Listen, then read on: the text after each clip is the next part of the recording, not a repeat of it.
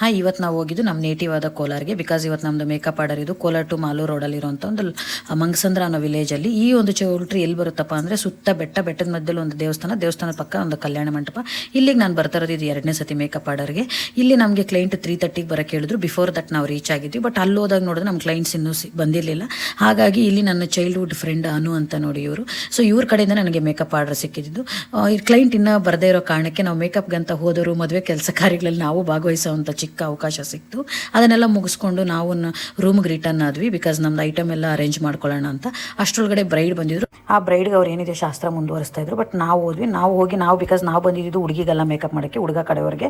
But ಅವ್ರು ಇನ್ನೂ ಬರದೇ ಇರೋ ಕಾರಣಕ್ಕೆ ನಾವು ಹೋಗಿ ಮಧ್ಯಾಹ್ನದ ಊಟ ಮುಗಿಸ್ಕೊಂಡು ಮತ್ತೆ ರೂಮ್ಗೆ ರಿಟರ್ನ್ ಆದ್ವಿ. ಸೊ ನಾವು 4:30ಗೆ ಮೇಕಪ್ ಮಾಡೋಕ್ಕೆ ಸ್ಟಾರ್ಟ್ ಮಾಡಿದ್ವಿ. ನಾವು ಹುಡುಗ ಕಡೆಯವ್ರಿಗೆ 10 ಜನಕ್ಕೆ ನಾನ್ ಬ್ರೈಡಲ್ ಮೇಕಪ್ ಮತ್ತು ಹುಡುಗಾಗೆ ಮಾಡಿದ್ವಿ. ಇಷ್ಟೆಲ್ಲ ಮುಗಿಸೋಷ್ಟೊತ್ತಿಗೆ 7 o'clock ಆಗಿತ್ತು.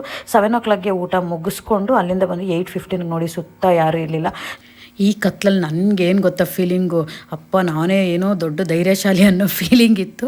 ಅಷ್ಟರೊಳಗಡೆ KSRTC ಬಸ್ ಬಂತು. ಕೋಲಾರಿಗೆ ರೀಚ್ ಆದ್ವಿ. ಕೋಲಾರಿಂದ ಹೊಸಕೋಟೆಗೆ ರೀಚ್ ಆಗಿ ಹೊಸಕೋಟೆಯಿಂದ ನಮ್ಮ ಸ್ಟುಡಿಯೋಗೆ ರೀಚ್ ಆಗೋಷ್ಟೊತ್ತಿಗೆ 10:20 ಆಗಿತ್ತು. ಇಲ್ಲಿಂದ ಐಶುನ್ ಮನೆಗೆ ಕಳಿಸ್ಕೊಟ್ಟು ನನ್ನ ಬೈಕ್ ತೊಗೊಂಡು ಮನೆಗೆ ಹೋಗೋಕೆ ರೆಡಿ ಆದೆ.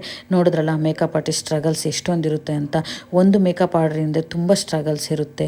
ಬಟ್ ನಮ್ಮ ಕ್ಲೈಂಟ್ಸ್ ಎಲ್ಲ ವರ್ಕ್ ನೋಡಿ ನಮ್ಮನ್ನು ಅಪ್ರಿಷಿಯೇಟ್ ಮಾಡಿದಾಗ, ನಿಮ್ಮ ಕೆಲಸ ತುಂಬ ಚೆನ್ನಾಗಿತ್ತು ಅಂದಾಗ ಆ ಒಂದು ಕಷ್ಟ ಸ್ಟ್ರಗಲ್ ಎಲ್ಲ ಒಂದೇ ಕ್ಷಣದಲ್ಲಿ ಮಾಯ ಆಗ್ಬಿಟ್ಟು ನಾವು ತುಂಬ ಹ್ಯಾಪಿ ಫೀಲ್ ಮಾಡ್ತೀವಿ.